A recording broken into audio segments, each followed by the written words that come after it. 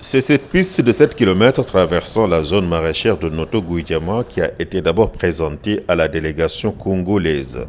Les hôtes du jour ont dû constater l'importance de cette réalisation qui soulage les populations de cette zone en leur facilitant l'écoulement de leurs productions agricoles vers le marché principal de la localité.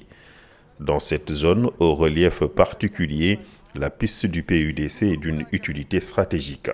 Le lot de Thiès, nous avons un linéaire de 29 km de piste à faire, dont celle-ci de 7 km, qui s'étend sur une largeur de 6 mètres, avec une couche roulable de 20 cm.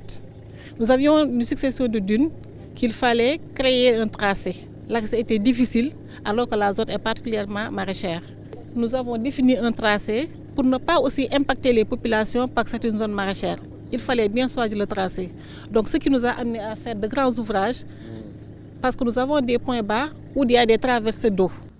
Autre volet important du PUDC, l'hydraulique rurale, et c'est le forage de Keur Mbirndao qui reçoit la visite de la délégation. Explications exhaustives et témoignages des populations, ces réalisations de haute portée socio-économique impressionnent. Le président avait une bonne vision et c'est la même vision que nous en avons en RDC et nous pensons que nos territoires vont bénéficier de l'expérience sénégalaise et vont connaître un épanouissement, un développement. Et nous avons vu comment sont organisés les agriculteurs, les maraîchers. Et tout à l'heure, nous sommes dans un site où il a été construit un système de forage pour 9 villages et 63 000 habitants. Toujours au contact des bénéficiaires du programme, la délégation venue de la République démocratique du Congo est ici accueillie avec les honneurs à Diofior, au quartier d'Aro Propre précisément. Ici, l'équipement post-récolte installé par le programme d'urgence de développement communautaire a suscité une véritable dynamique organisationnelle, avec à la clé l'autonomisation des femmes qui sont même parvenues à mettre en place une petite banque rurale.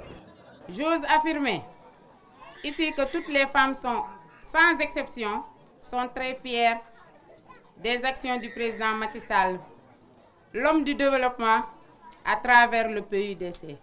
Satisfaits de la visite, les officiels congolais se disent convaincus du modèle PUDC.